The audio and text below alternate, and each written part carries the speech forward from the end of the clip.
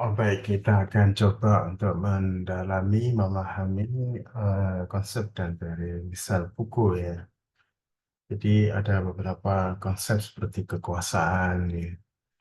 Nah, seperti apa sih buku memandang kekuasaan itu? Memang kekuasaan sejauh ini ada konsep kekuasaan Mark ya. Jadi kekuasaan itu sesuatu yang dimiliki itu namanya kekuasaan. Atau kalau dalam konsepnya Benedict Anderson itu kekuasaan itu cenderung ke arah karismatik ya. Jadi yang dimiliki oleh individu yang luar biasa itu namanya kekuasaan karismatik. Sementara kalau yang Mark itu kekuasaan itu ya sesuatu yang dimiliki yang bisa berupa uh, berupa kekayaan yang banyak, material yang banyak, atau juga otoritas, atau juga kepemimpinan yang melekat intinya, melekat. Jadi baik antara Benedict Anderson maupun Mark itu sesuatu yang melekat, ya. Itulah kekuasaan yang bisa dikendalikan. Nah, namun Foucault tidak seperti definisinya Mark, tidak seperti definisinya Anderson ya. Foucault melihat kekuasaan bukan hanya sebagai sesuatu yang dimiliki oleh individu atau kelompok, tapi sebagai sesuatu yang tersebar ya, dan diartikulasikan melalui berbagai institusi dan praktik sosial. Jadi kayak kekuasaan itu sesuatu yang tersebar, menyebar sehingga tidak ada yang bisa memiliki kekuasaan itu, tetapi orang bisa um, mendayagunakan kekuasaan. Jadi memiliki tidak bisa, tapi mungkin lebih pada mendayagunakan kekuasaan itu dan tidak terpusat ya, bisa bisa menyebar. Artinya eh, kita harus melihat dulu siapa yang mendayagunakan kekuasaan itu.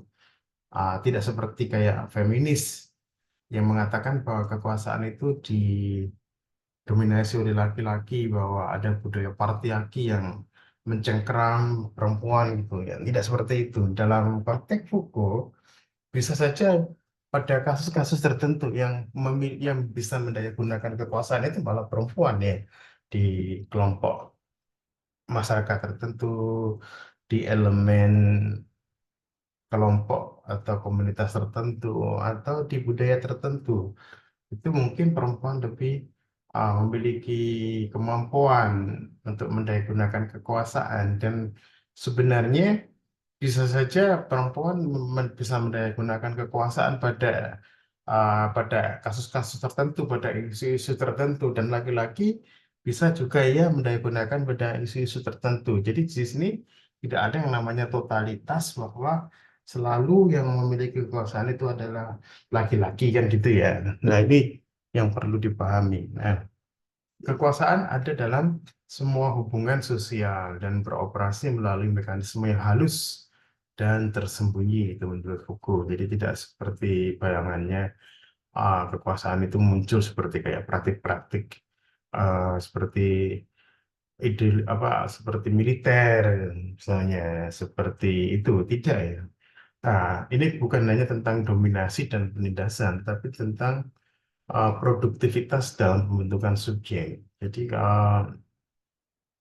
iya, sebenarnya ada kaitannya dengan menentukan subjek, membentuk subjek. Nah, kalau misalnya kalau kekuasaan itu represif, ya cenderung ditentang kan gitu ya. Kekuasaan yang dominan, represif, ya tidak akan bertahan lama.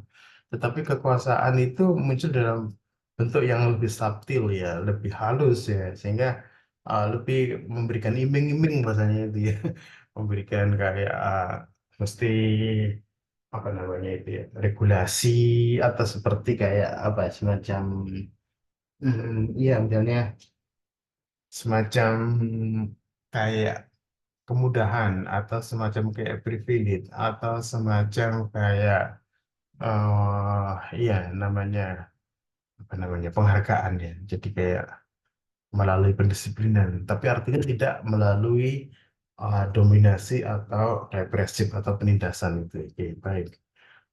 Iya, lalu di sini juga kekuasaan itu terkait dengan pengetahuan nih ya. Jadi tadi dijalankan melalui halus ya, melalui pengetahuan kan gitu. Melalui pengetahuan tersembunyi dan artinya yang dituju itu adalah kognitif orang kan gitu.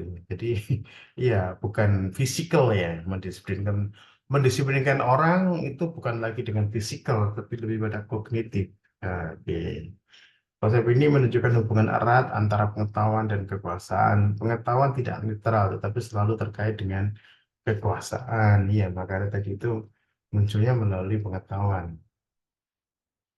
Pengetahuan digunakan untuk mengontrol dan mengatur masyarakat. Institusi seperti rumah sakit, penjara, sekolah, itu menghasilkan dan menyebarkan pengetahuan yang menciptakan dan memperkuat hubungan kekuasaan. Oke, mungkin ini kalau implementasinya ya, seperti institusi pendidikan gitu ya.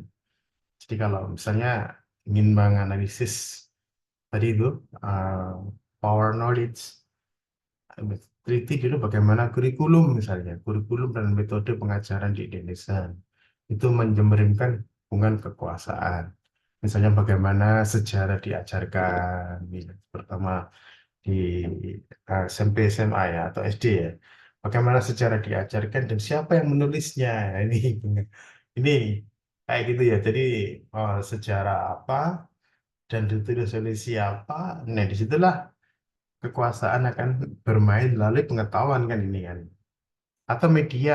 Jadi analisis bagaimana bagaimana media di Indonesia menyebarkan pengetahuan, berita tiap hari, dan bagaimana ini digunakan untuk mengontrol opini publik kan gitu ya. Perhatikan siapa yang memiliki media dan bagaimana mereka mempengaruhi narasi yang diangkatnya sama ya. Media kini miliknya ini yang nanti akan condong ke arah ya antara yang didukung, yang di apa yang diuntungkan di mereka itu ya. Jadi itu. Jadi perhatikan siapa yang memiliki media dan bagaimana mereka mempengaruhi narasi yang enggak. Ya, jadi kan contoh kasus tadi kan kalau di pelajaran itu kan apa yang diajarkan yang gitu dan siapa yang menulisnya ini kan terlihat ya bagaimana sejarah dibentuk dan itu untuk mempengaruhi apa. Oke, baik kalau contohnya misalnya pendidikan ya ini ya investigasi bagaimana ideologi tertentu misalnya nasionalisme atau agama diintegrasikan dalam kurikulum dan bagaimana itu mempengaruhi siswa jadi ya jadi kayak kalau di pendidikan itu bagaimana ya betul bahwa nasionalisme itu sebenarnya dibentuk melalui kurikulum di sekolah dan diarahkan kemana kan gitu ya diarahkan kemana sebenarnya eh, kita lihat pendidikannya eh,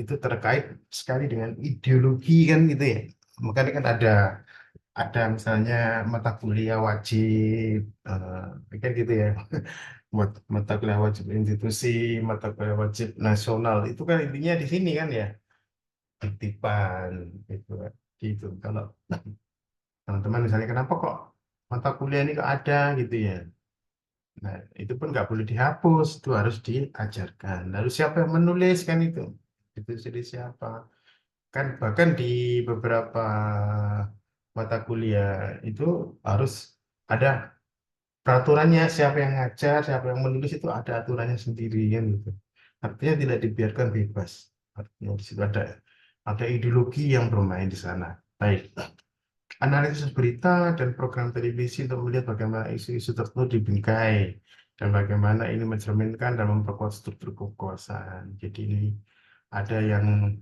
dulu itu ada analisis framing ya itu juga sama bagaimana isu itu dibingkai kan gitu jadi kalau ya bahwa berita itu tidak seperti apa presisi bahwa peristiwa itu memang benar-benar terjadi sesuai yang diberitakan oleh media ini tapi di situ ada bingkai-bingkainya ada ular-ularnya bahasanya itu ya ada tujuan-tujuannya itu untuk sesuatu jelas untuk kekuasaan mereka atau sesuatu kepentingan yang didukung oleh mereka. Oke, baik itu ya. Lalu ada discuss gitu ya. Discuss adalah cara berbicara dan berpikir yang diatur oleh aturan tertentu dan membentuk cara kita memahami dunia. Sebentar ya. Oke, baik. Dunia.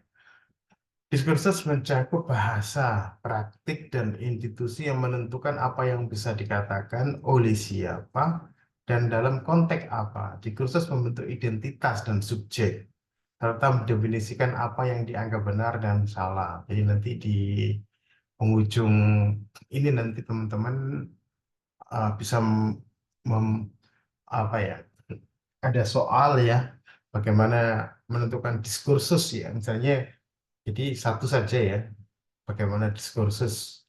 Boleh misalnya di kursus PDIP misalnya. Jadi Megawati, Ibu Megawati dengan PDIP itu diskursusnya seperti apa. Jadi tugas teman-teman nanti itu mencari diskursus ya. Boleh diskursusnya Gerindra dengan Pak Prabowo misalnya. Apa sih diskursusnya itu?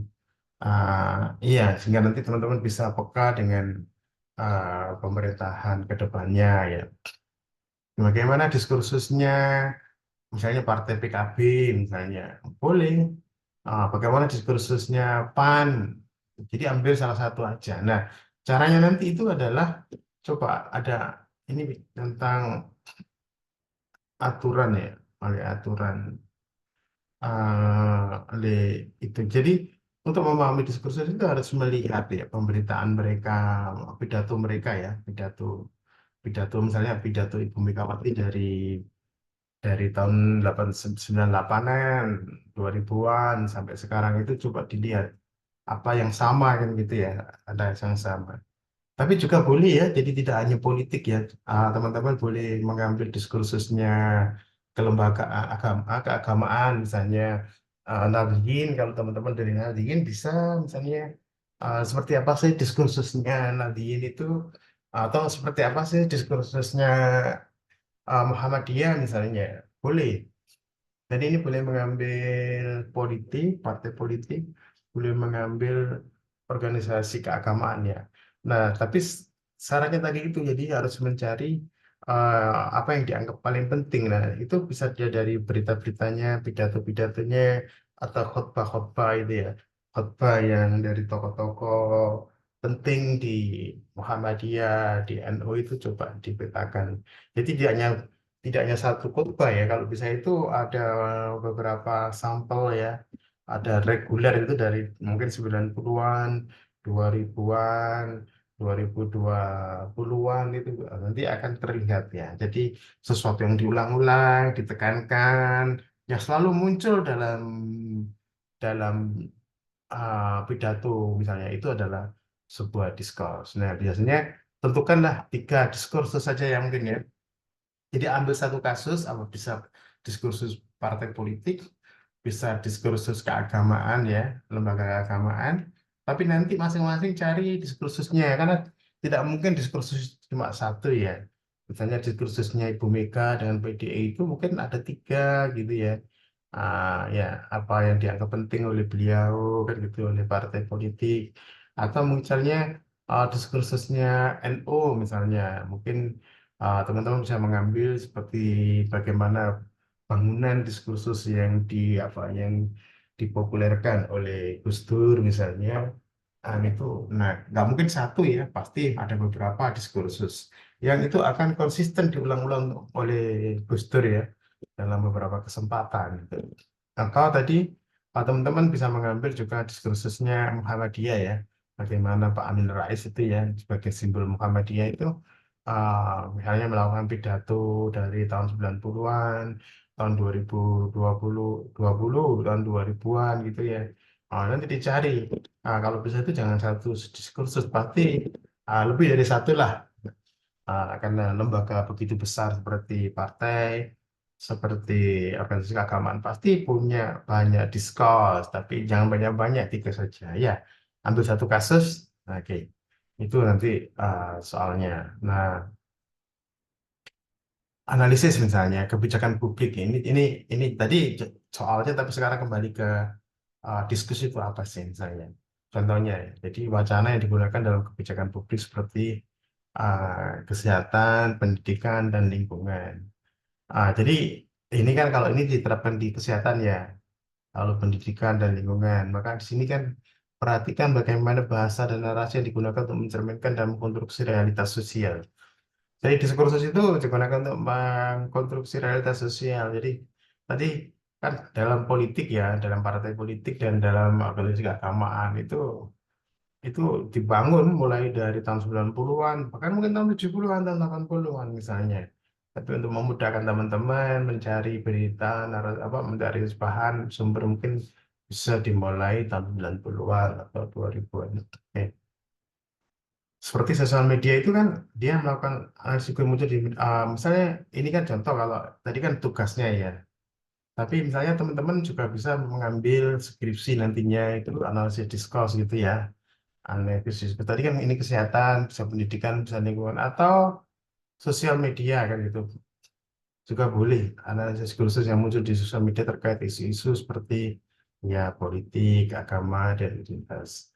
Bagaimana wacana ini membentuk opini publik dan tindakan sosial. Jadi intinya tadi diskursus itu akan membentuk identitas ya, juga membentuk tindakan sosial. Contoh yang kebijakan kesehatan, analisis wacana tentang kesehatan reproduksi di Indonesia, termasuk bagaimana isu-isu seperti keluarga berencana, aborsi, dan dalam ya kebijakan dan media.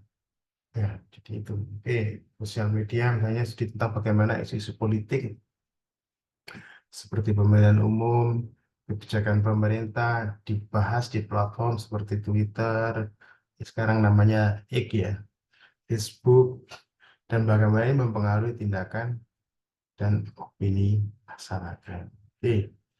Salah satu konsep hukum lagi adalah pengawasan dan disiplin, disiplin and punishment. Hukum mengkaji bagaimana bentuk pengawasan dan hukuman telah berubah dari era pramodern ke era modern. Pada era pramodern, hukuman bersifat publik dan brutal. Dan gitu yang dihukum itu fisiknya kan kalau dalam pramodern ini bersifat publik dan beberapa orang dihukum di tempat publik dengan hukuman-hukuman yang sangat fisik. Sedangkan pada era modern hukuman menjadi lebih halus ya dan tersembunyi, lebih halus ya tidak di depan publik tapi mungkin di depan penyidik ya di bagian BAP gitu ya. Di situ diterja beberapa pertanyaan kan dan tersembunyi ya di ruangan tertutup kan ya.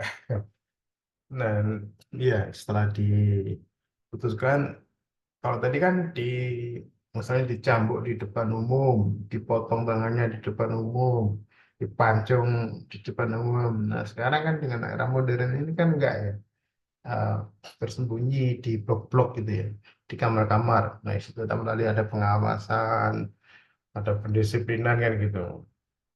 Nah, Foucault menggambarkan kalau di tahanan itu penjara itu adalah panoptik ya, sebuah model penjara di mana tahanan selalu merasa diawasi ya.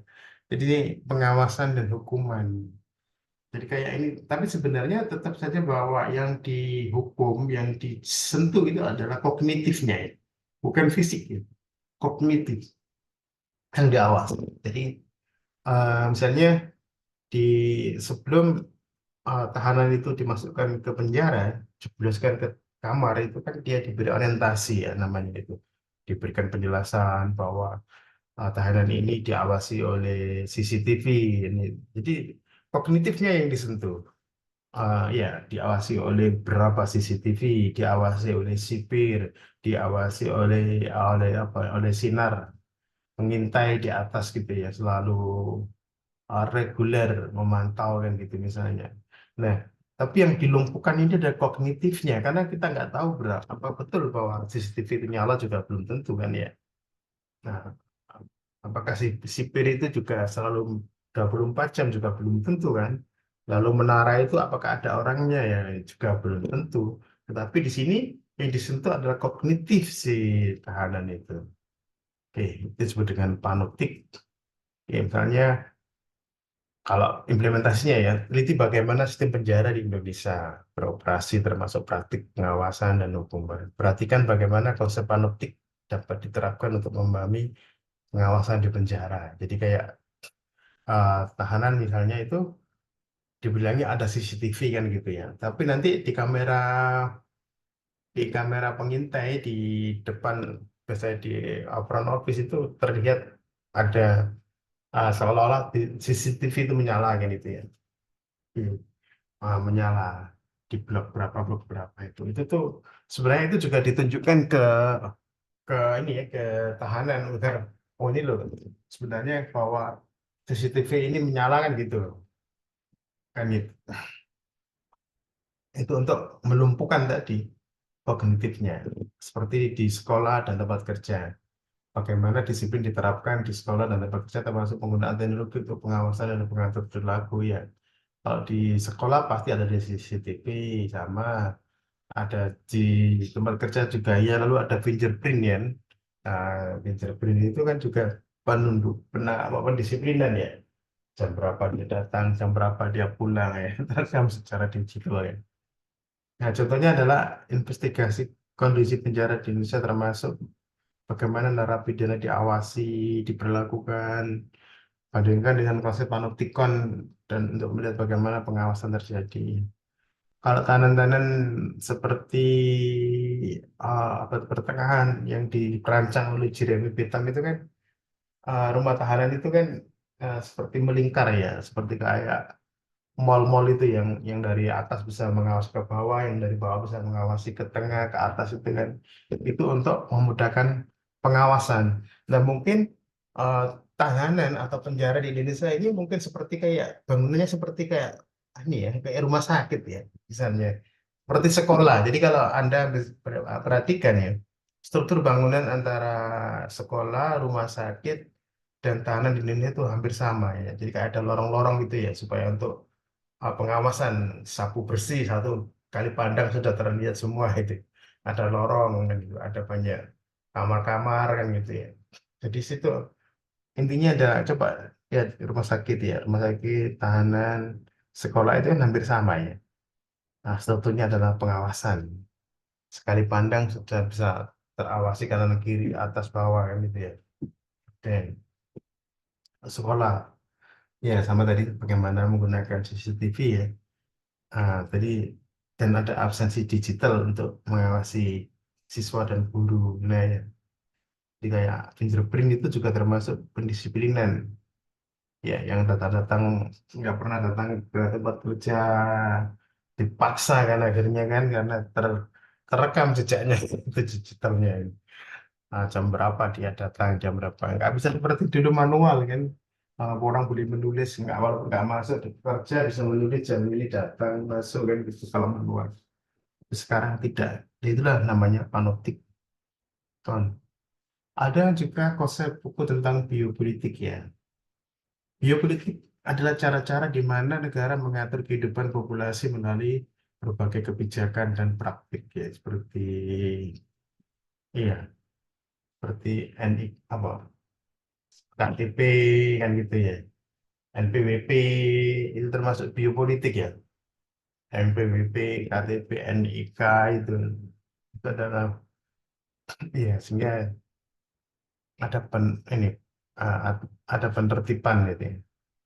Negara modern menggunakan kekuasaan untuk mengatur tubuh dan kehidupan biologis warganya. Ini mencakup segala hal dari kesehatan, kebersihan, kelahiran, hingga kematian. Bioetik mencerminkan bagaimana kekuasaan ini berfokus pada pengelolaan kehidupan dan populasi ya.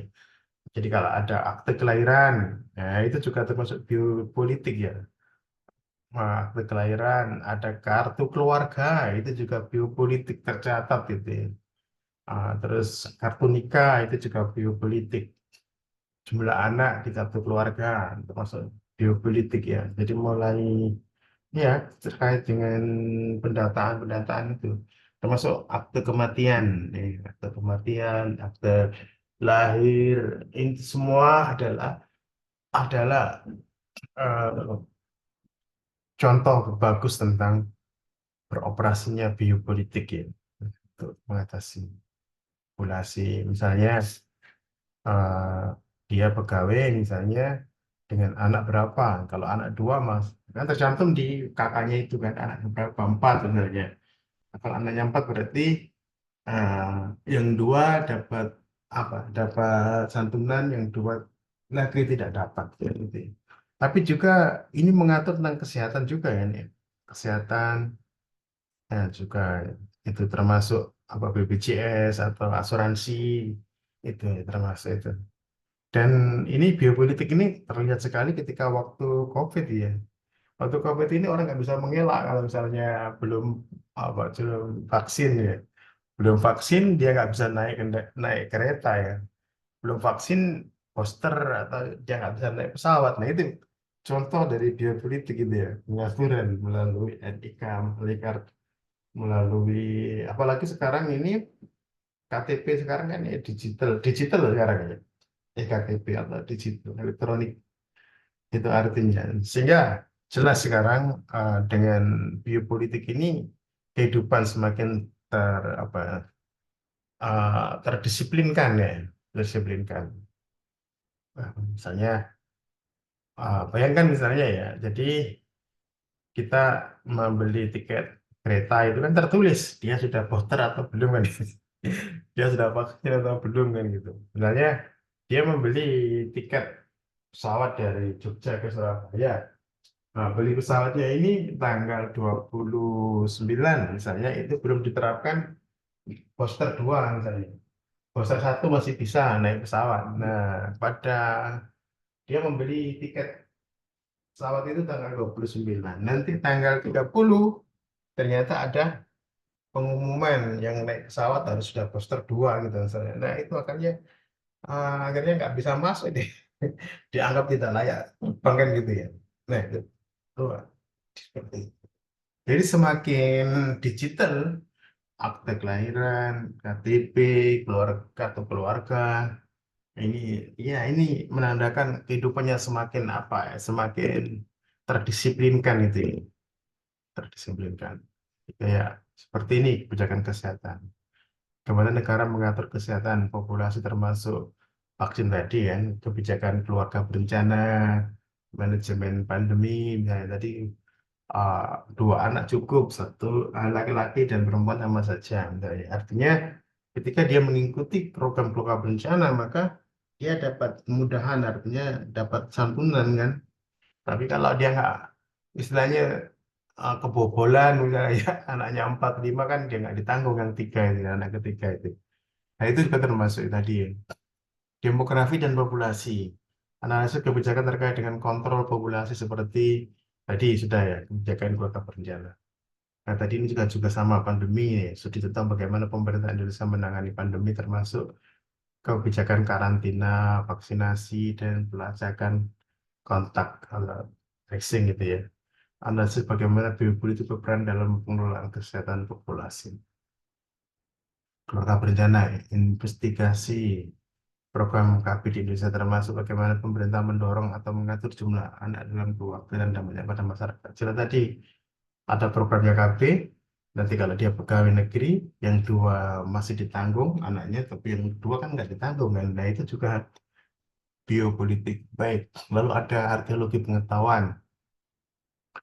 Metode ini digunakan oleh Foucault untuk menganalisis sejarah ide dan pengetahuan. Arkeologi pengetahuan menggali lapisan-lapisan sejarah untuk mengungkap bagaimana ide dan pengetahuan berkembang dan berubah. Ini bukan bukan tentang mencari asal-usul, tapi tentang memahami aturan dan praktik yang membentuk wacana pada waktu tertentu. Misalnya, ini contoh.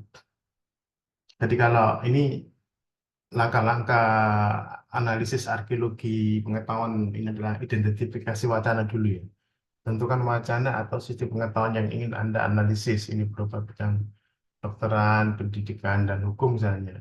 Lalu nanti akan adalah tahap kedua adalah menggali arsip, kumpulkan teks, dokumen, dan artefak historis yang relevan. Fokus pada bagaimana pengetahuan dikonstruksi dalam sumber-sumber itu. Lalu analisis praktik diskursif. Teliti praktik diskursif yang terlibat dalam produksi pengetahuan. Ini meliputi aturan-aturan yang menentukan apa yang dapat dikatakan oleh siapa dan konteks apa. Lalu identifikasi diskontinuitas. Cari diskontinuitas atau perubahan signifikan dalam wacana. Perhatikan momen-momen ketika sistem pengetahuan mengalami transformasi. Hubungan dengan kekuasaan. Jadi analisis bagaimana pengetahuan terkait dengan kekuasaan, pertimbangan bagaimana institusi dan praktik sosial mempengaruhi dan dipengaruhi oleh pengetahuan yang dihasilkan. Ini contoh ya, contoh analisis perkembangan sistem pendidikan di Indonesia. Identifikasi wacana fokus pada sistem pendidikan di Indonesia, khususnya bagaimana pengetahuan tentang pendidikan telah berubah dari era kolonial hingga era modern. Menggali arsip, kumpulkan dokumen historis seperti kurikulum pendidikan, kebijakan pemerintah, laporan resmi, buku teks, dan tulisan akademik dari berbagai periode waktu. Lalu ada analisis praktik diskursif, teliti bagaimana pendidikan dijadikan dan diatur pada berbagai periode, misalnya bagaimana kurikulum dan mata metode pengajaran berubah dari era kolonial Belanda ke era Orde Baru dan kemudian di era reformasi.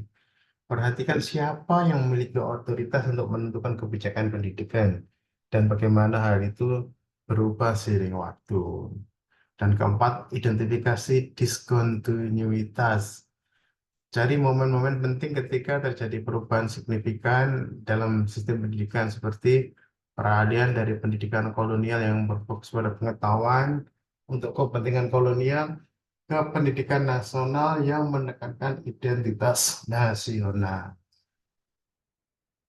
Reformasi pendidikan setelah jatuhnya Orde Baru yang memperkenalkan desentralisasi dan demokratisasi sistem pendidikan.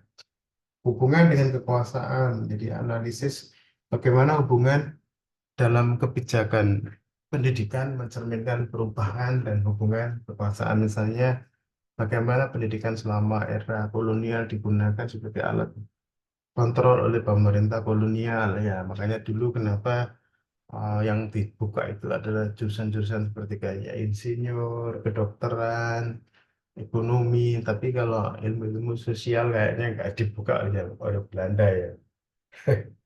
Karena ilmu sosial itu kan kritis ya, mempertanyakan bagaimana Orde Baru menggunakan pendidikan untuk menanamkan ideologi negara dan mengontrol populasi. Oh, ini bisa ya bagaimana P4 ini tuh kan ada P4, ada kewarganegaraan, ada Pancasila itu ya.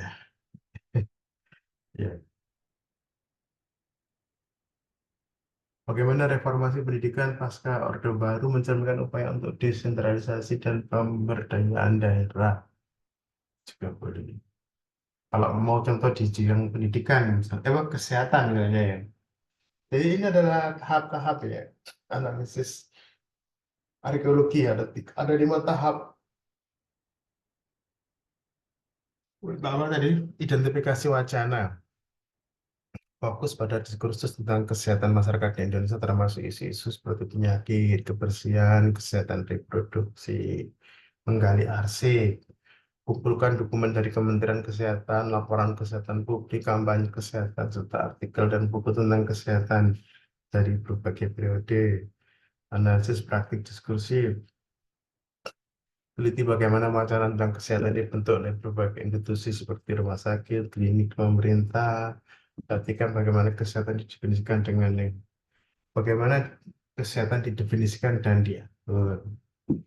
Analisis kampanye kesehatan seperti program imunisasi nasional, kampanye anti perokok, dan bagaimana ini mencerminkan bentuk pemahaman tentang kesehatan. Lalu identifikasi diskontinuitas, cari perubahan signifikan dalam kebijakan dan praktik kesehatan, misalnya perubahan pendekatan dari pengobatan tradisional ke pengobatan modern, atau bergesernya dalam kebijakan reformasi, kebijakan kesehatan reproduksi keluarga berencana dari Orde Baru ke Orde Reformasi.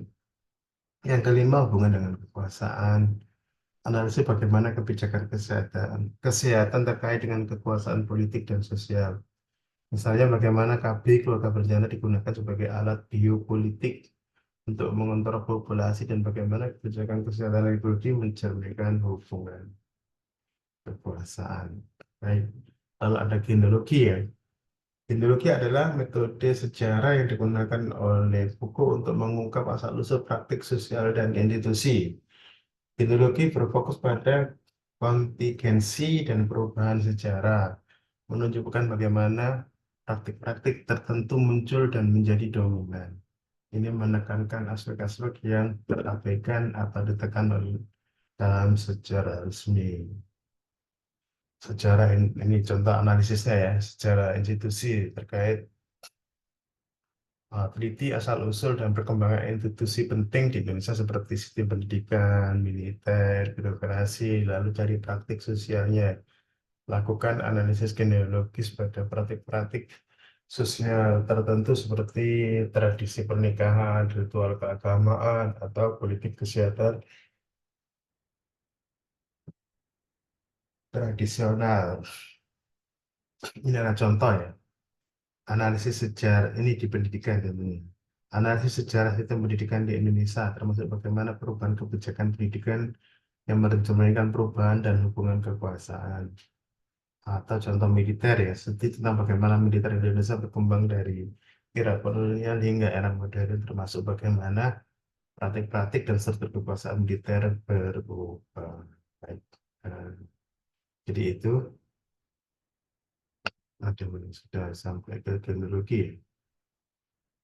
Mungkin itu aja hari ini dan kita akan apa ya close eh, dan silakan untuk apa mengerjakan tadi ya soal yang di atas tadi pilih salah satu saja ya.